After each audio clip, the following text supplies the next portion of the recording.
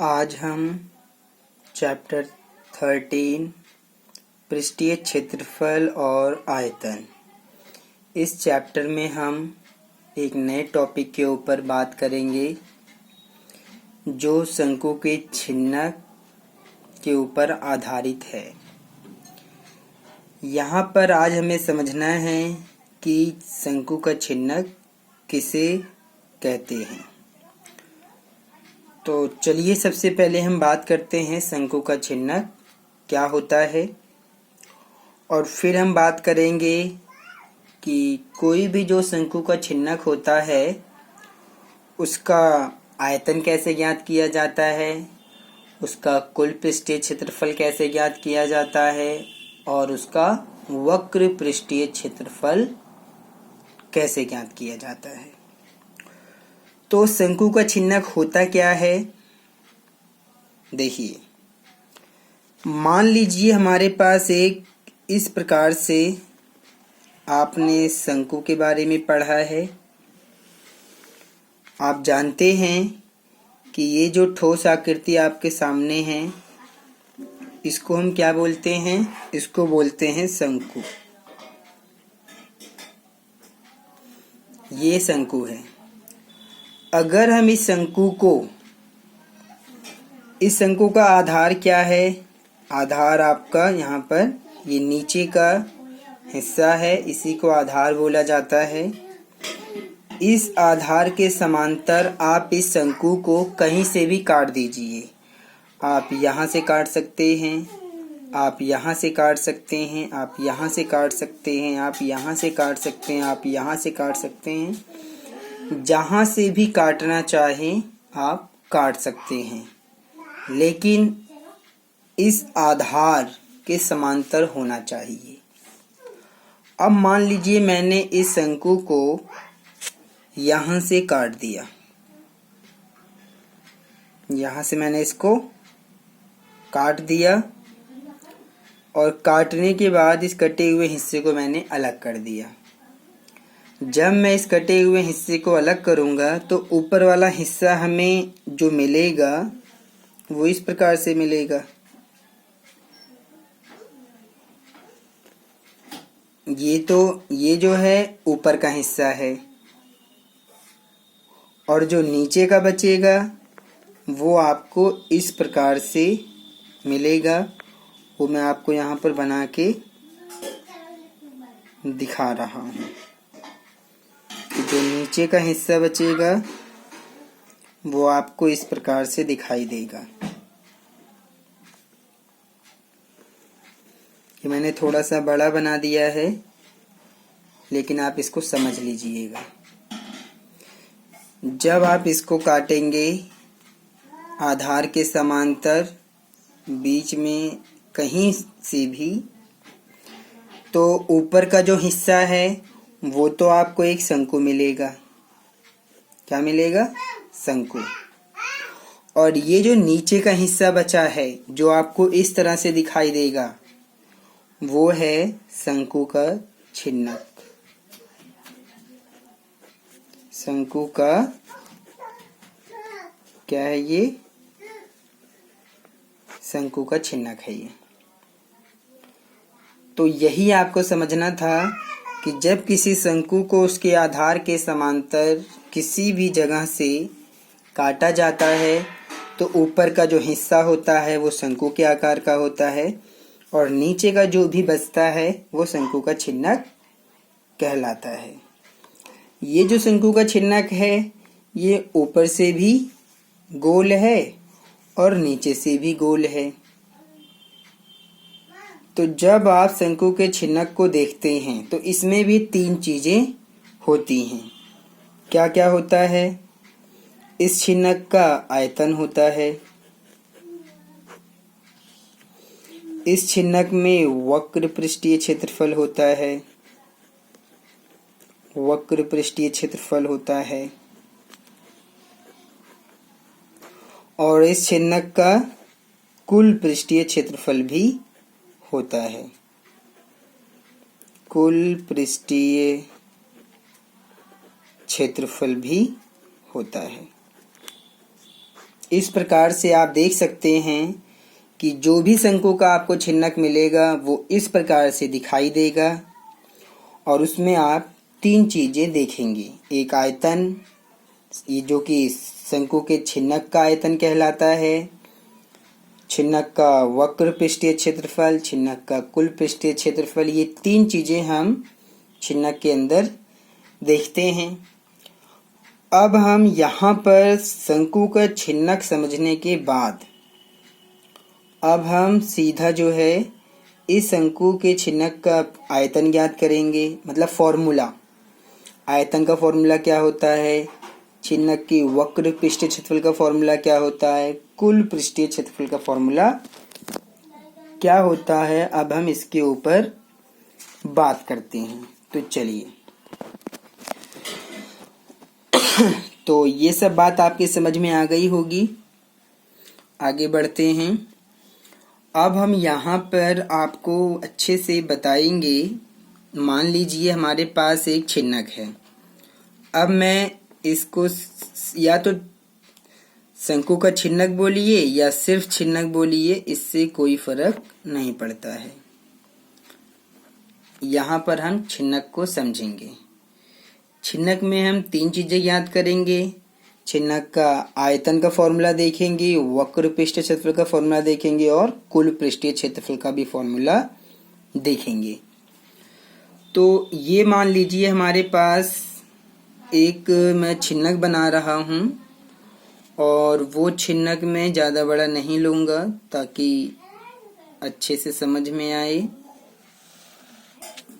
ये जो है हमारा, इस प्रकार से मैं इसका सिरा गोल बनाऊंगा क्योंकि ये ऊपर से भी गोल रहेगा और ये नीचे से भी गोल रहेगा।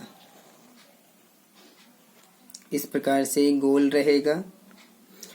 इसमें केंद्र होगा, इसमें भी केंद्र होगा। इसमें एक त्रिज्या ये होगी और एक त्रिज्या ये होगी। इस त्रिज्या को आप R1 मान सकते हैं और इस त्रिज्या को आप R2 मान सकते हैं, क्योंकि 2 त्रिज्या हैं, दोनों अलग अलग हैं। एक त्रिज्या R1, दूसरी त्रिज्या R2। अगर हम इन दोनों केंद्रों को मिला दें तो हमें इस शंकु के छिन्नक की एक ऊंचाई भी मिलेगी, जिसको हम क्या बोलेंगे, H बोलेंगे। ये भी आपके समझ में आ गया होगा। और अगर आप इसको ध्यान से देखें तो ये क्या हो जाएगी, ये L होगा, जिसको हम बोलते हैं तिर्यक ऊंचाई। यहाँ पर अगर आप इस ऊंचाई को देखें जो कि तिरछी ऊंचाई है, तो इसको L से ही दर्शाया जाएगा।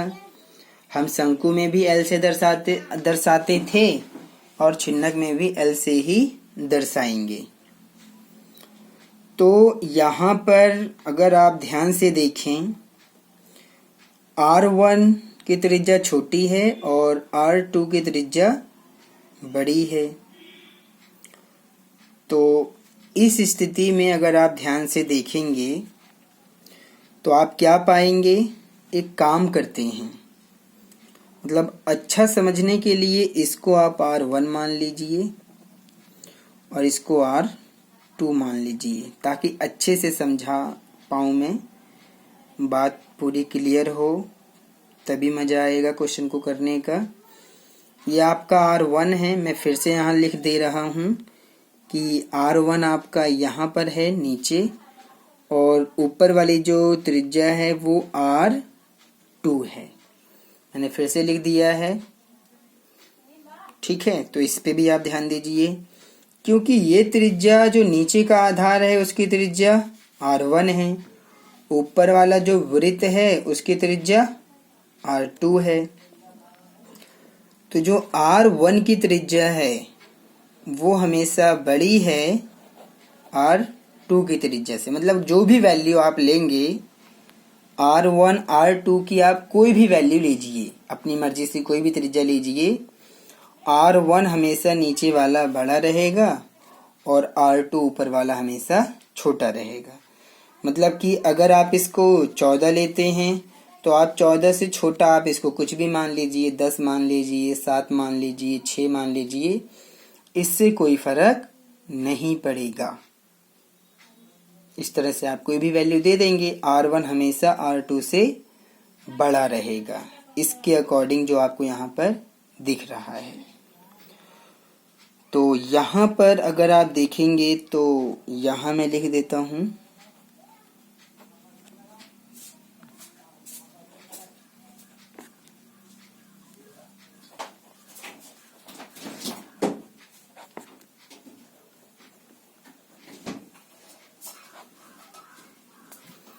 यहाँ पर अगर आप ध्यान से देखें तो R1 बड़ा है R2 से, मतलब नीचे की जो त्रिज्या है वो बड़ी है ऊपर की त्रिज्या से। वैल्यू कुछ भी हो वो तो बात की बात है।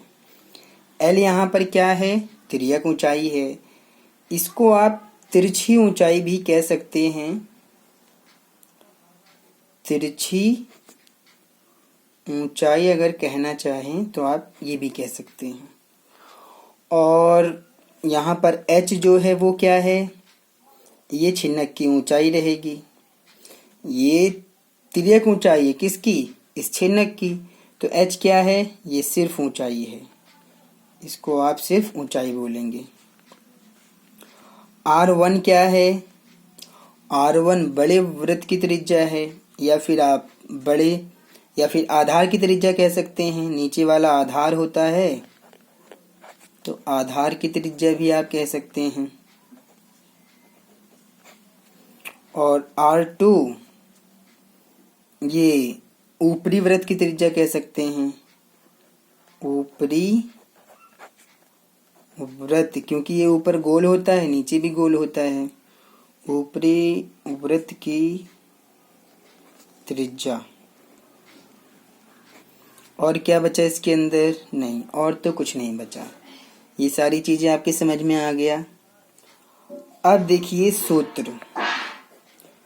अब मैं वो सूत्र लिखने जा रहा हूं जिससे आप इस छिन्नक का आयतन ज्ञात करेंगे, इस छिन्नक का वक्र पृष्ठीय क्षेत्रफल ज्ञात करेंगे, इस छिन्नक का संपूर्ण पृष्ठीय क्षेत्रफल ज्ञात करेंगे। ये सारी चीजें आपको समझना है। तो चलिए सबसे पहले हम देखते हैं किसका फॉर्मूला। अगर आप शंकु के छिन्नक का आयतन निकालना चाहते हैं, मैं पूरा लिख देता हूं। शंकु, यहाँ पे शंकु गलत हो गया, शंकु के छिन्नक, या अगर आप सिर्फ छिन्नक लिख देंगे तब भी कोई फर्क नहीं पड़ेगा। शंकु के छिन्नक का आयतन बराबर, अब आप फॉर्मूला लगाइए।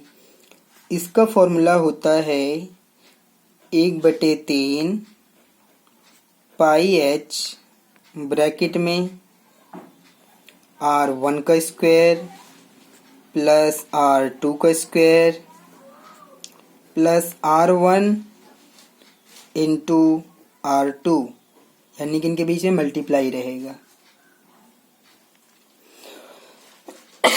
R1 R2 की क्या हो जाएगी? आपस में मल्टीप्लाई। तो ये जो फॉर्मूला आपके सामने है वो है शंकु के छिन्नक का आयतन ज्ञात करने का फॉर्मूला। ये फॉर्मूला, ये नंबर 1 हो गया।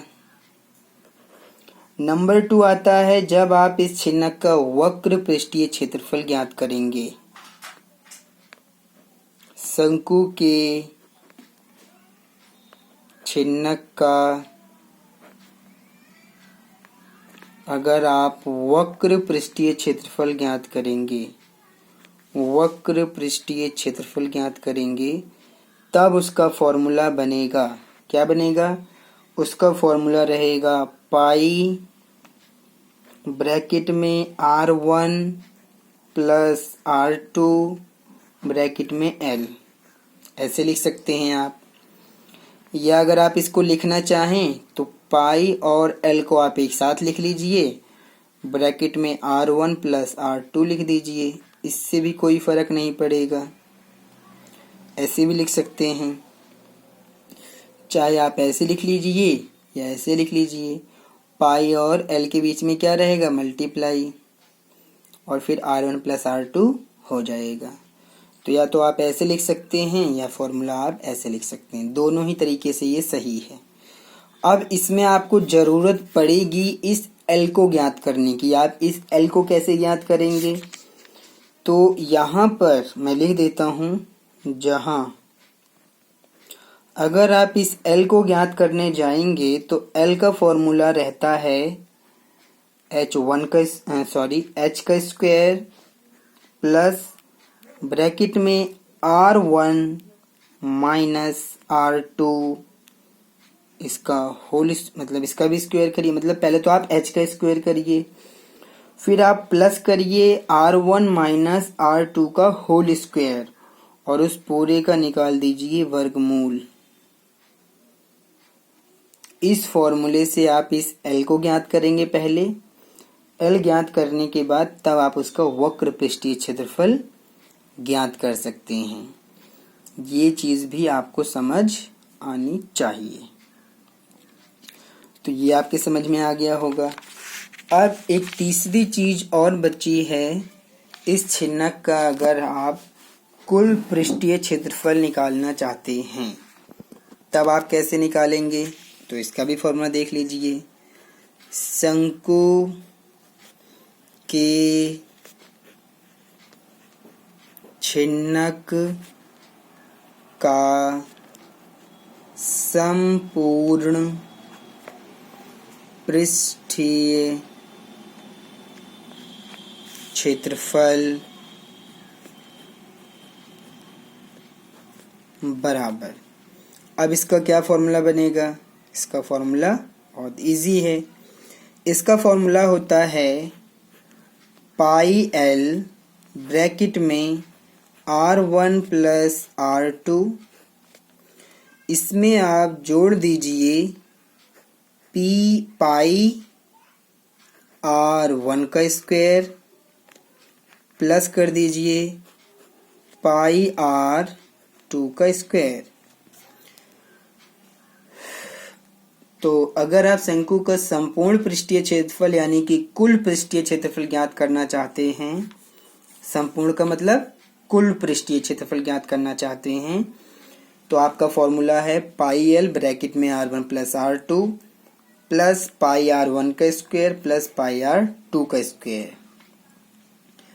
अगर आप इसको ध्यान से देखें तो ये क्या है आपका? ये आपका वक्र पृष्ठीय क्षेत्रफल है। देखिए पाई L ब्रैकेट में R1 प्लस R2 क्या है? इसका वक्र। इसमें हमने नीचे का वृत्त का क्षेत्रफल प्लस ऊपर के वृत्त का क्षेत्रफल, ये फॉर्मूला पाई R स्क्वायर वृत्त के क्षेत्रफल का है।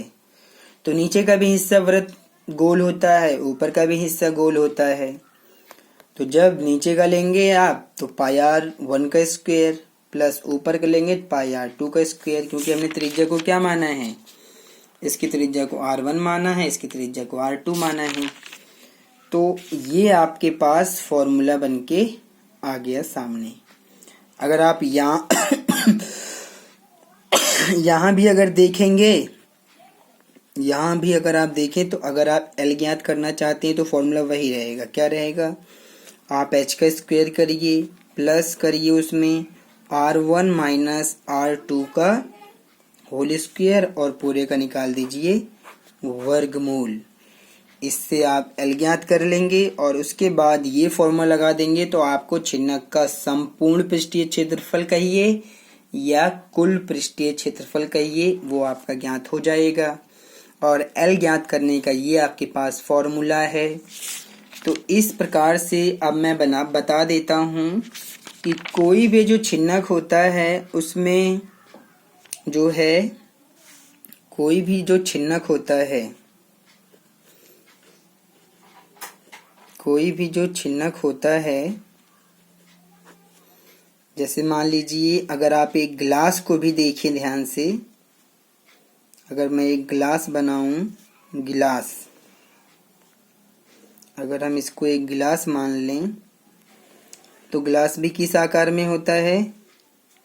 छिन्नक के आकार का होता है। अगर आप इसको अच्छे से समझे तो अगर ये गिलास है, ऊपर का सिरा भी इसका गोल है और नीचे का सिरा भी इसका गोल होता है। तो ये भी क्या है तो ये गिलास, लेकिन ये किस आकार का होता है? ये छिन्नक के आकार का होता है। हमारे दैनिक जीवन में बहुत सारी चीजें हैं जो कि छिन्नक के आकार की दिखाई देती हैं। तो इसमें बहुत सारे उदाहरण हैं। आपका जो बाल्टी होती है, बाल्टी जो होता है वो भी छिन्नक के आकार का होता है। आप गिलास देख सकते हैं, वो भी किस आकार की होती है? छिन्नक के आकार की होती है। तो इस प्रकार से हमारे दैनिक जीवन में बहुत सारी चीजें हैं जो इस छिन्नक के आकार की दिखाई देती हैं। और इस प्रकार से आप किसी भी छिन्नक का संपूर्ण पृष्ठीय क्षेत्रफल, वक्र पृष्ठीय क्षेत्रफल और कुल पृष्ठ और आयतन, ये सारी चीजें आप ज्ञात कर सकते हैं। एक चीज मैं और बता दूं आपको, यहाँ पर ऊपर का सिरा भी गोल है, नीचे का भी सिरा गोल है। तो जब आप शंकु का आयतन की बात करें, जब आप छिन्नक के आयतन की बात करेंगे तो इसका मतलब ये हुआ कि इस छिन्नक के अंदर कोई भी हवा, दूध या पानी, जितनी मात्रा आप इसके अंदर भर सकते हैं वो इस छिन्नक का क्या कहलाएगा? आयतन कहलाएगा। इसी प्रकार से अगर आप छिन्नक का संपूर्ण पृष्ठीय क्षेत्रफल कहते हैं तो इसमें जितने भी पृष्ठ हैं चारों तरफ का भी आ जाएगा, ऊपर का भी क्षेत्रफल लिया जाएगा, नीचे का भी क्षेत्रफल लिया जाएगा। तो जब आप इस प्रकार से चारों तरफ का, ऊपर का, नीचे का सभी क्षेत्रफल को शामिल करेंगे तो वो आ जाएगा छिन्नक का संपूर्ण पृष्ठीय क्षेत्रफल। और जब आप छिन्नक का वक्र पृष्ठीय क्षेत्रफल निकालेंगे तो ऐसी स्थिति में ऊपर का पृष्ठीय क्षेत्रफल और नीचे का क्षेत्रफल को शामिल नहीं किया जाता है। किसमें? वक्र पृष्ठीय क्षेत्रफल में ऊपर का क्षेत्रफल भले ही गोल है, वृत्त के आकार का है वो, और नीचे का जो आधार है वो, इन दोनों क्षेत्रफलों को शामिल नहीं किया जाता है जब हम छिन्नक का वक्र पृष्ठीय क्षेत्रफल निकालते हैं। तो इसलिए वक्र में केवल चारों तरफ का क्षेत्रफल होता है, संपूर्ण में वक्र के अलावा, चारों तरफ के अलावा ऊपर और नीचे का भी क्षेत्रफल शामिल किया जाता है। और आयतन का मतलब इसके अंदर कोई भी चीज कितनी मात्रा में भरी जा सकती है वो इसको बताता है। तो चलिए अब हम एक एग्जाम्पल लेते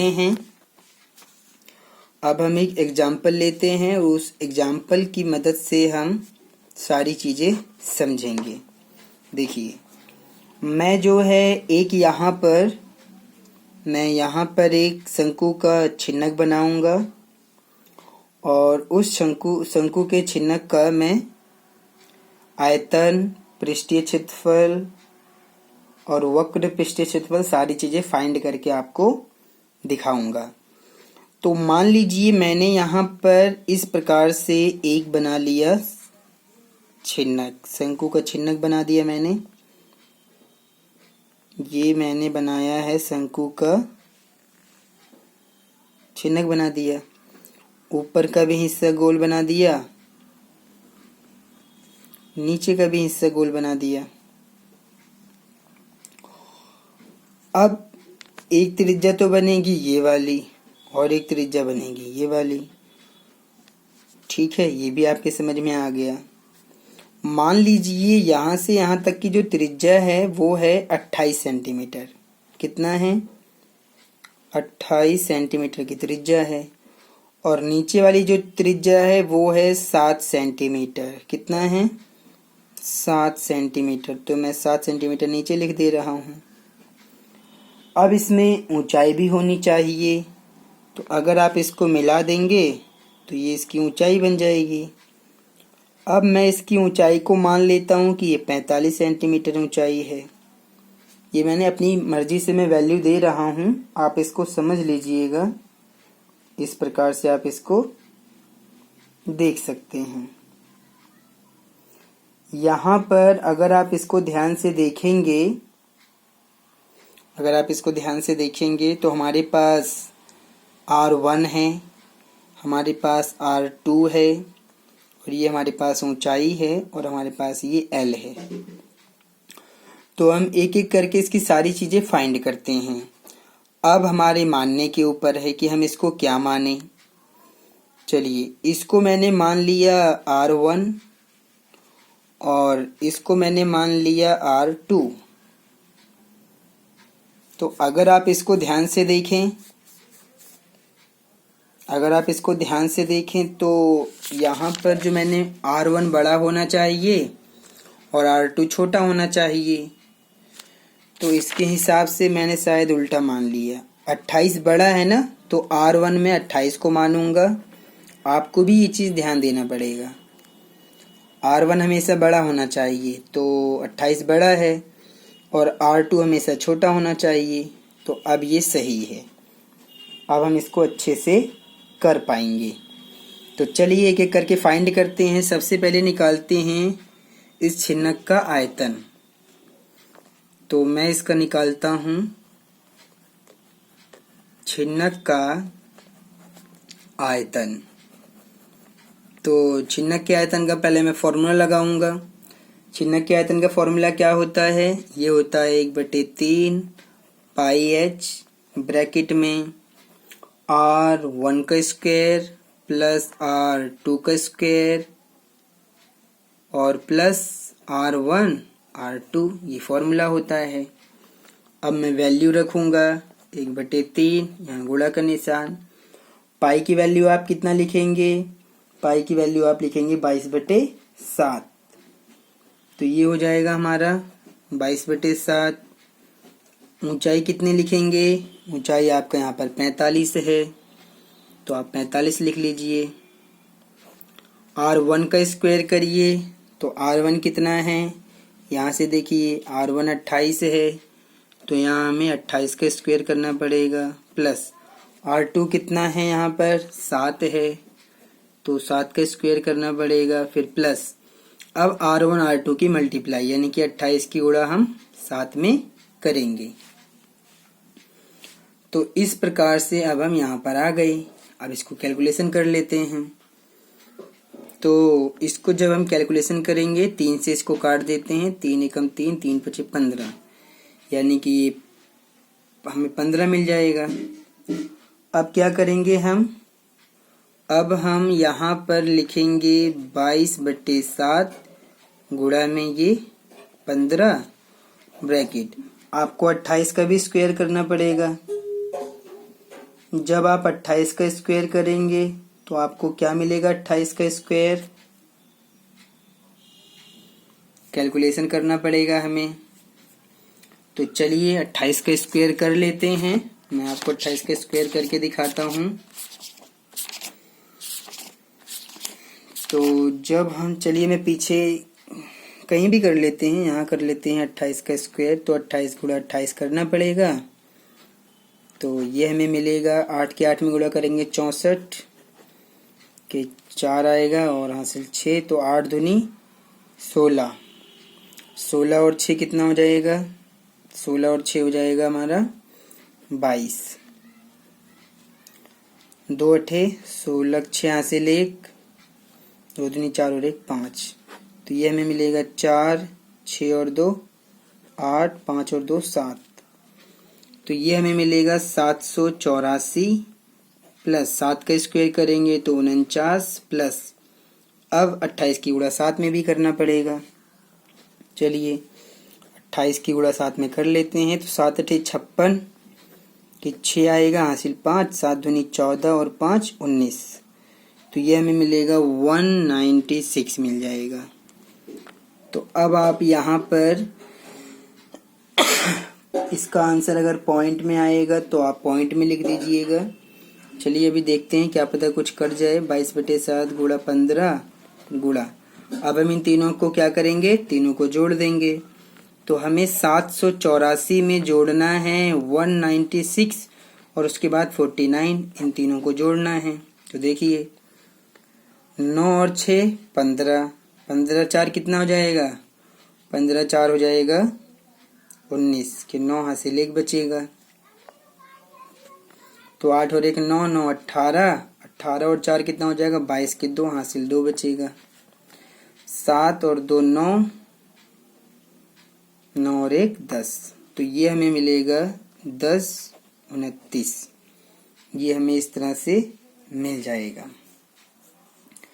तो अगर आप इसमें काटना चाहेंगे तो क्या ये 7 से कट जाएगा? चेक कर लेते हैं। 7 एकम 7 3 बचेगा, 7 चौक 28 और ये हो जाएगा हमारा 4 बचेगा, 7 7 हाँ कट जाएगा। तो आप काट लीजिएगा। जब मैं इसको काट दूंगा इससे तो आप भाग करके भी समझ सकते हैं। चलिए भाग करके दिखा देते हैं ताकि आपको ज़्यादा समझ में आएगा। हम जो है 1029 को 7 से भाग करेंगे तो 7 एकम 7 हो जाएगा, बचेगा 3 और ये 7 चौक 28 हो जाएगा। फिर आप घटाएंगे तो कितना मिलेगा? 4 मिलेगा। तो 7 7 49। तो ये आ जाएगा हमारा 49 और ये कट गया तो 147 आपको मिल जाएगा। तो ये 147 आपको मिल गया कटने के बाद। तो अब आप क्या करेंगे? अब आप 22 की गुणा 15 में करिए और उसके बाद 147 में करिए, आपको आंसर मिल जाएगा। तो जब आप ऐसा करेंगे तो आपको आंसर कितना मिलेगा? पहले तो 22 की गुणा 15 में करेंगे। तो 22 की गुणा 15 में कर लेते हैं, देखते हैं कितना मिलेगा जब 22 की गुणा 15 में करेंगे।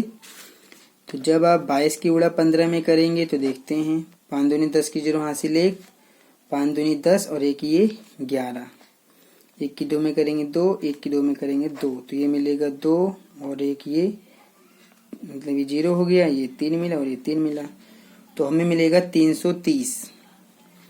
अब 330 के हमें गुणा करना पड़ेगा 147 में। 147 में भी मल्टीप्लाई होगी क्योंकि तीनों की मल्टीप्लाई होनी है। तो देखिए इसकी इसमें करेंगे 0, 7 तियां 21 और ये 2 मिलेगा, 7 तियां 21 और 2 23 हो जाएगा। ये 4 की 0 में करेंगे 0, 4 तियां 12 2 हासिल 1, 4 तियां 12 और 1 ये 13 हो जाएगा। 1 की 0 में करेंगे 0, 1 की 3 में करेंगे 3, 1 की 3 में करेंगे 3। तो ये मिलेगा हमें 0 1 3 और 2 5, 3 3 6 और 2 8, 3 और 1 4। तो हमें मिला 48,510। कितना मिला? 48,510।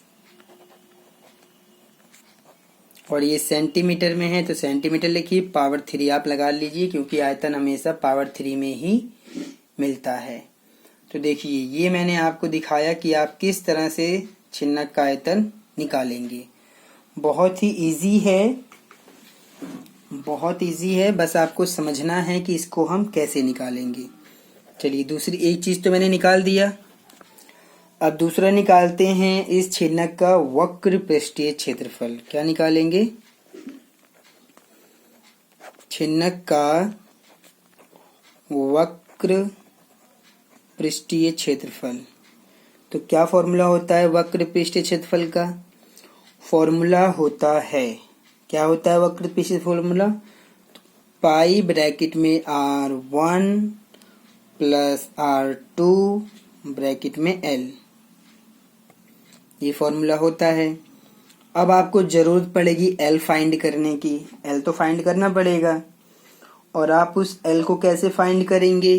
ध्यान दीजिए, L का फॉर्मूला मैंने आपको बताया था, L बराबर होता है h² प्लस ब्रैकेट में R1 माइनस R2 का होल स्क्वायर का आप वर्गमूल निकाल दीजिए, आपको L मिल जाएगा। तो आप क्या करेंगे? h कितना है? h आपका कितना है? ध्यान दीजिए यहाँ पर h आपका यहाँ पर ऊंचाई कितनी है? 45। तो आपको 45 का स्क्वायर करना पड़ेगा। किसका स्क्वायर करना पड़ेगा? 45 का। तो मैं यहाँ पर लिख देता हूँ 45 का स्क्वायर प्लस ब्रैकेट R1 कितना है? R1 आपका है 28, तो 28 माइनस R2 कितना है? 7 है और इसका होल स्क्वायर करके आप इसको सॉल्व कर दीजिए, आपका L निकल जाएगा। तो 45 का स्क्वायर निकालना पड़ेगा हमें। तो जब आप 45 का स्क्वायर निकालेंगे तो चलिए 45 गुणा 45 कर लेते हैं। मैं जो है इसको करके दिखा देता हूँ। 45 की गुणा 45 में तो ये मिलेगा 5 पचे 25 की 5 हासिल 2, 5 चौक 20 और 2 ये 22, 4 पंचे 20 की 0 हासिल 2, 4 चौक 16 और 2 कितना हो जाएगा 18। तो ये मिलेगा 5 और ये 2 और ये 8 और 2 10 की 0 हासिल 1 और 1 2। तो 2025 हमें ये मिल जाएगा। चलिए इसको लिख लेते हैं। 2025 आ गया। एक बार रीचेक कर लेते हैं। 5 पच्चीस 25 की 5 हासिल 2, 5 चौक 20 और 2 22, 4 पंचे 20, 4 चौक 16 2 18, 5 2। तो 2025 में यानी कि 20 जैसे ये मिला। प्लस 28 में से पहले तो 7 घटा दीजिए। तो जब आप 28 में से 7 घटाएंगे तो आपको कितना मिल जाएगा। अगर आप इस 28 में से 7 घटा देंगे तब आपको कितना मिलेगा 21 मिल जाएगा। तो अब आप घटाने के बाद 21 आया, 21 का स्क्वायर कर दीजिए। तो 21 का स्क्वायर कितना होता है 441। ये होता है 21 का स्क्वायर। ये मैंने डायरेक्ट कर दिया है, आप समझ लीजिए कि 28 में से 7 घटाएंगे तो 21 मिलेगा, 21 का स्क्वायर कर देंगे 441 मिलेगा और फिर पूरे का वर्गमूल रहेगा। तो अब आप इन सबको जोड़ देंगे। तो जोड़ने पर आपको क्या मिलेगा देख लीजिए। जब आप 20 मतलब कि 2025 में 441 जोड़ेंगे तो आपको मिलेगा 5 और 1 6, 4 और 2 6 और ये 4 और ये 2 2466 मिलेगा। कितना मिल जाएगा आपको मिलेगा यहाँ पर 2466 मिल जाएगा। अब आप इसका वर्गमूल निकाल दीजिए तो आपका आंसर तुरंत मिल जाएगा। कितना मिल जाएगा ये हमें निकालने पर पता चलेगा। तो चलिए मैं इसको निकाल के दिखाता हूँ। 2466 का वर्गमूल। इसको अगर हम वर्गमूल भाग विधि से निकालेंगे तो आसानी से निकल जाएगा। 2466 का वर्गमूल भाग विधि से मैं निकाल दूंगा जल्दी से। तो इसका जोड़ा बनाइए, इसका जोड़ा बनाइए। तो 5 ज़्यादा हो जाएगा, 4 लेना पड़ेगा। तो ये मिल जाएगा हमें 4 चौक 16 मिलेगा। 4 यहाँ भी आएगा क्योंकि जोड़ा बना है इसका। 4 और 4 को जोड़ेंगे 8 मिलेगा और यहाँ घटा देते हैं। 14 में से 6 घटाएंगे तो 8 और 6 14 यानी कि 8 बचेगा। फिर यहाँ पर 66 उतारेंगे। अब आप 8 के साथ में कोई संख्या रखिए ताकि आपको 866 मिल जाए। तो अगर आप यहाँ पर 3 रखेंगे तो 3 से गुणा करना पड़ेगा। 3 3 3 24 249 यानी कि 8 के साथ में हमें बड़ी संख्या रखना पड़ेगा। तो मैं 5 रख के देख लेता हूँ या 6 रख के देख लेता हूँ। 8 के साथ में 6 जब रखूँगा तो 6 से गुणा करना पड़ेगा। 6 6 36 के 6 हासिल 3, 6 8 48, 48 और 3 कितना हो जाएगा 48 और 3 49 51 यानी कि 516 आएगा। इसका मतलब हमें और बड़ी संख्या रखना पड़ेगा। तो अब मैं यहाँ पर जो है 8 के साथ में 8 रख देता हूँ। अगर मैं 8 के साथ में 8 रखूँगा तो 8 से गुणा करना पड़ेगा। 64 के 4 आएगा हासिल 6, 8 28 64 और 6 कितना हो जाएगा ये। तो अब हमें जो है 9 रखना पड़ेगा। तो जब मैं इसका 9 रख दूँगा, 9 रखने पर देखते हैं कितना मिलेगा। 8 के साथ में 9 रखने पर 9 9 81, 8 आ जाएगा। 9 8 72 और 8 72 और 8 हो जाएगा हमारा 80। यानी कि अगर 10 भी रख देते हैं,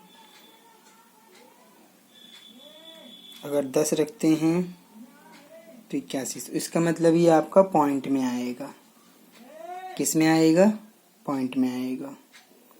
तो इसलिए ये थोड़ा सा पॉइंट में आएगा और पॉइंट में आने की वजह से थोड़ा सा इसमें आपको प्रॉब्लम हो सकती है। तो ये पॉइंट में आपको निकालना पड़ेगा। अगर आप इसको पॉइंट में नहीं निकालेंगे तो आपको कैलकुलेशन में दिक्कत आएगी। या तो 2466 का अगर हम जो है गुणनखंड कर दें 2466 का गुणनखंड कर देते हैं तो 12 बार जाएगा, 2 3 अच्छे 2 3 अच्छे।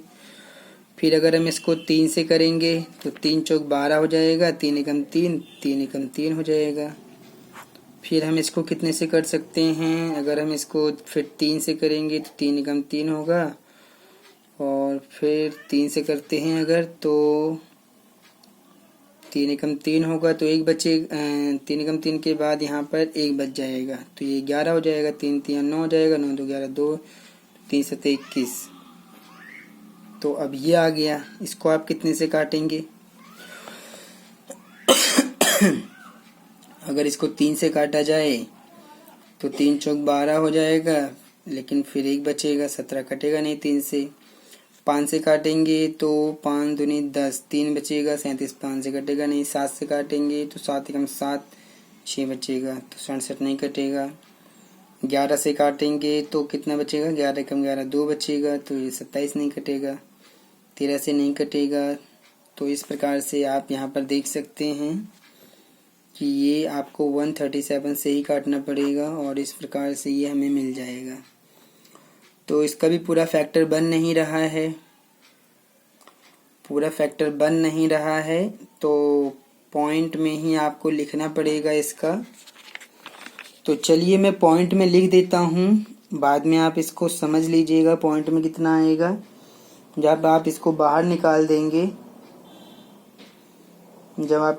निकाल देंगे तो आपका जब इसमें आप इसको सॉल्व करेंगे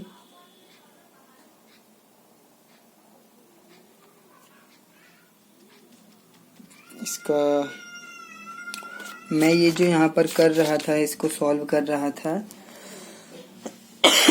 तो मैंने देखा कि 9 बार रखने पर 801 मिल जाएगा, तो मैं इसको 9 बार ले जा सकता हूँ, और मैं यहाँ पर 801 भी लिख सकता हूँ।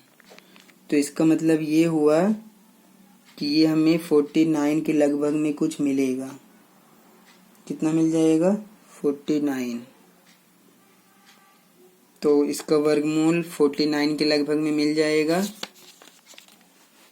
और इस तरह से जब आप यहाँ पर लिखेंगे, मैं पॉइंट के बाद एक डिजिट तक चला जाऊँगा समझने के लिए।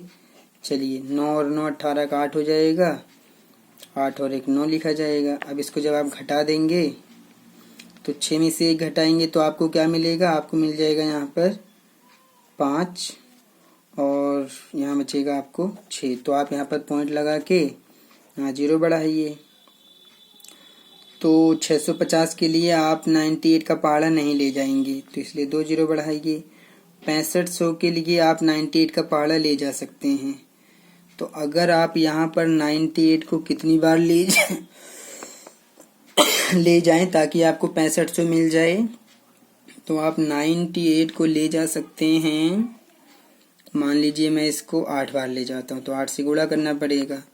8 64 के 4 आएगा 6, 8 8 64, 64 और 6 हो जाएगा 70, 7 बचेगा, और 9 8 72, और 7 हो जाएगा हमारा 80। तो ये आया हमारा 8004, जो कि ज़्यादा आ गया है। तो इसको मुझे जो है और कम बार ले जाना चाहिए। इसका मतलब कि 98 को मुझे अगर मैं 6 बार ले जाऊं तो ठीक रहेगा।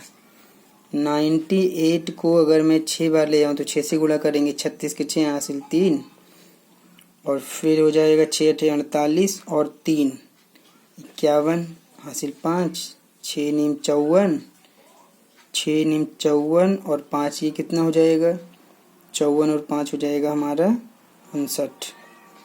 तो 59 और वो 65 है, तो क्या पता 7 बार पे ये सही मिल जाए हमें।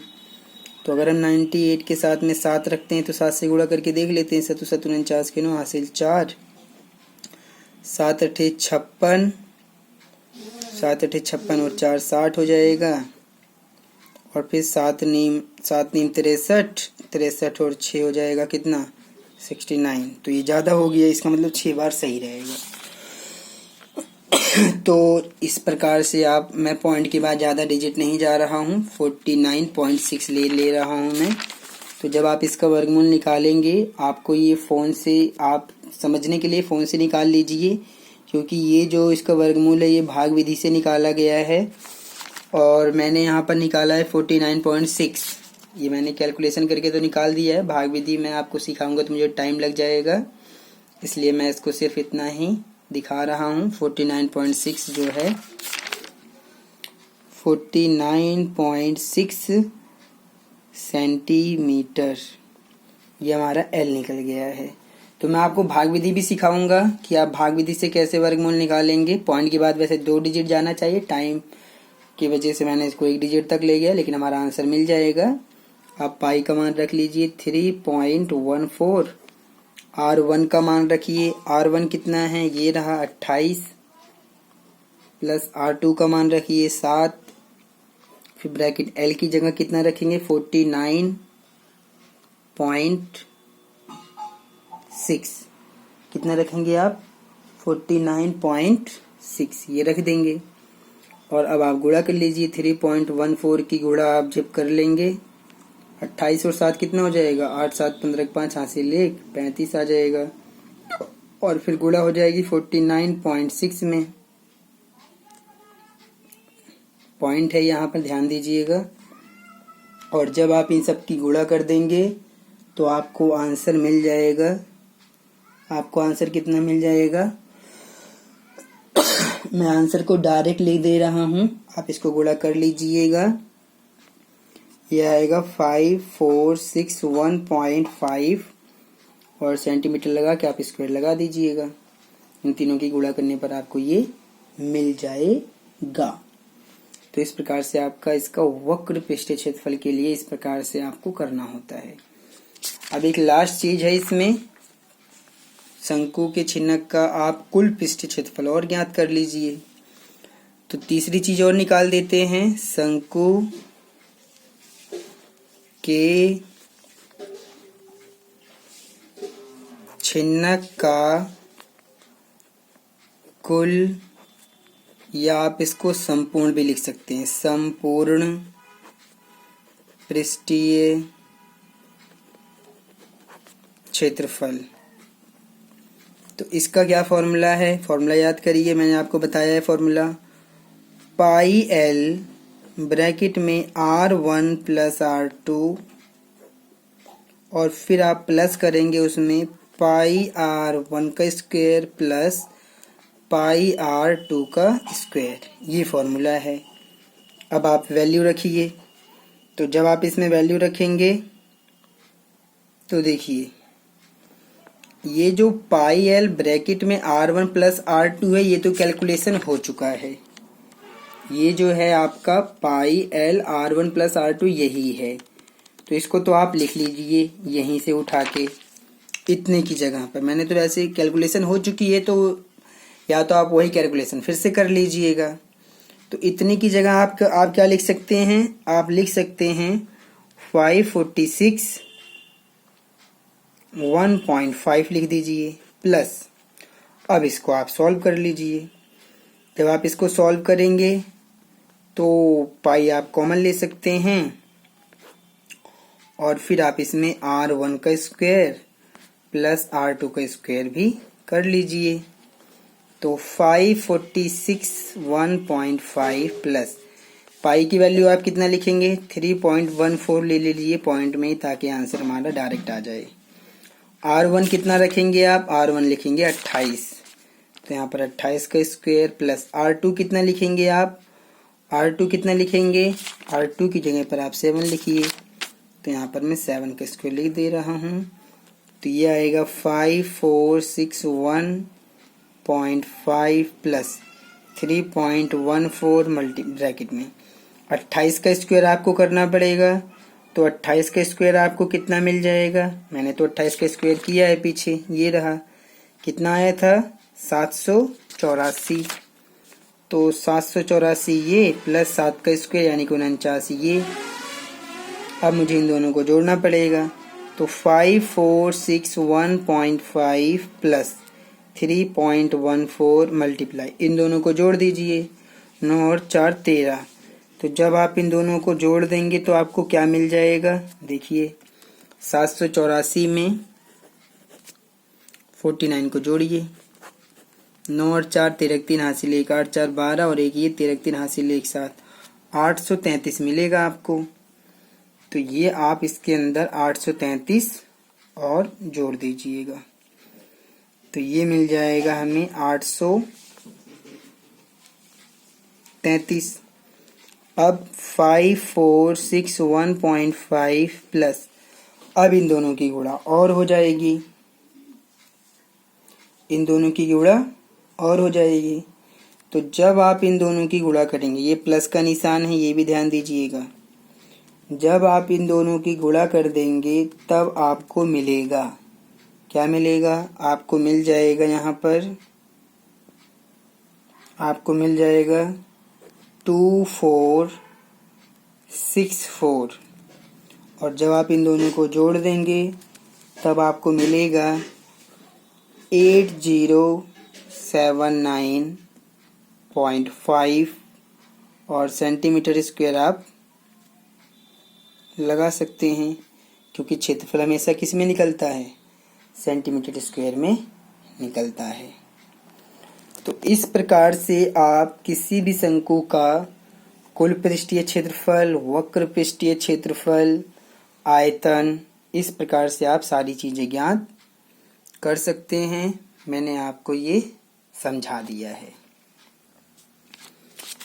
तो बस आपको फॉर्मूले दिमाग में रखना है, चीजों को समझना है। क्वेश्चन में कुछ भी पूछ सकता है, छिन्नक का संपूर्ण पृष्ठीय क्षेत्रफल पूछ सकता है, छिन्नक का आयतन पूछ सकता है, छिन्नक का वक्र पृष्ठीय क्षेत्रफल पूछ सकता है, कुछ भी पूछेगा, बस आपको फॉर्मूला लगा देना है और कैलकुलेशन करना है, आपका आंसर हमेशा सही आएगा। तो चलिए अब हम एक्सरसाइज लेते हैं और एक्सरसाइज का क्वेश्चन सॉल्व करते हैं। अब हम एक्सरसाइज 13.4 क्वेश्चन नंबर 1 का फर्स्ट क्वेश्चन सॉल्व करेंगे। देखिए क्या है इसमें। कहा गया है कि पानी पीने वाला एक गिलास है, 14 सेंटीमीटर ऊंचाई वाले एक शंकु के छिन्नक के आकार का है। दोनों वृत्ताकार सिरों के व्यास दिया है 4 सेंटीमीटर और 2 सेंटीमीटर। इस गिलास की धारिता ज्ञात कीजिए। अब यहाँ पर एक नया वर्ड आया है, धारिता। तो मैं आपको बताना चाहता हूँ कि जो धारिता होती है, ये जो धारिता होती है, धारिता को ही आप क्या बोलते हैं? धारिता को ही आयतन बोला जाता है। आपको ये चीज भी दिमाग में रखना पड़ेगा कि ये जो धारिता होती है वो आयतन को ही कहते हैं। आप इस प्रकार से इसको समझ सकते हैं। ये पेन क्यों नहीं चल रहे हैं?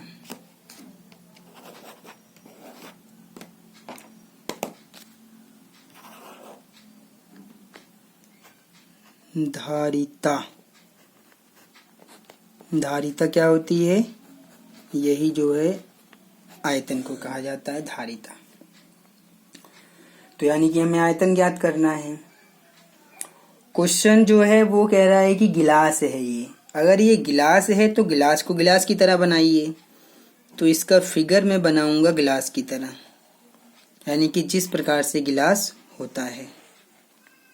ये ऊपरी सिरा इसका गोल होता है और बड़ा होता है, और नीचे के सिरा इसका गोल होता है और छोटा होता है। ये गिलास है। कह रहा है गिलास की जो ऊंचाई है वो 14 सेंटीमीटर है, यानी कि ये जो ऊंचाई है उसकी, ये ऊंचाई कितनी है? 14 सेंटीमीटर। अब वृत्ताकार सिरों का व्यास दिया है, ऊपर का भी गोल है नीचे का भी गोल है। तो ये जो व्यास है और ये जो व्यास है, ऊपर भी वृत्त है नीचे भी वृत्त है, ऊपर का भी गोल है नीचे का भी गोल है, तो व्यास क्या होगा? ये व्यास होगा, ये भी व्यास होगा। अब कह रहा है कि दोनों वृत्ताकार सिरों के व्यास 4 सेंटीमीटर और 2 सेंटीमीटर है। तो 4 बड़ा है 2 छोटा है, तो बड़ा तो ऊपर वाला है, तो यहाँ से यहाँ तक व्यास कितना हो जाएगा? 4 सेंटीमीटर, और नीचे वाला 2 सेंटीमीटर। तो हमेशा R1 बड़ा होता है और R2 छोटा होता है। तो अगर व्यास यहाँ से यहाँ तक 4 सेंटीमीटर है तो इसका आधा करेंगे तो R1 कितना मिलेगा, 2 सेंटीमीटर मिलेगा। अगर यहाँ नीचे व्यास जो है 2 सेंटीमीटर है तो R2 त्रिज्या कितनी है, 2 का आधा कर दीजिए, 1 सेंटीमीटर। ये आपको मिल गया R1 और R2।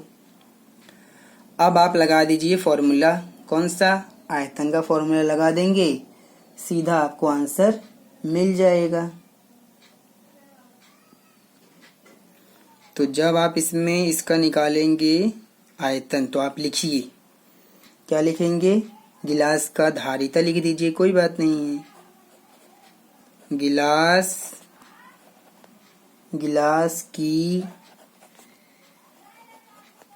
धारिता बराबर, तो गिलास की धारिता बराबर, गिलास की धारिता मतलब छिन्नक है, ये देखने में आपको छिन्नक जैसा दिखाई दे रहा है, तो छिन्नक का आयतन का फॉर्मूला लगा दीजिए।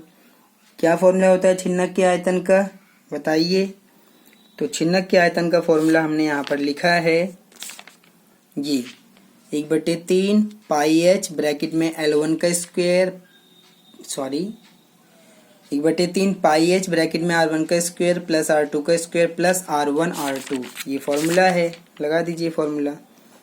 1/3 पाई एच ब्रैकेट में R1 का स्क्वायर प्लस R2 का स्क्वायर प्लस R1 R2, ये रहेगा हमारा फॉर्मूला।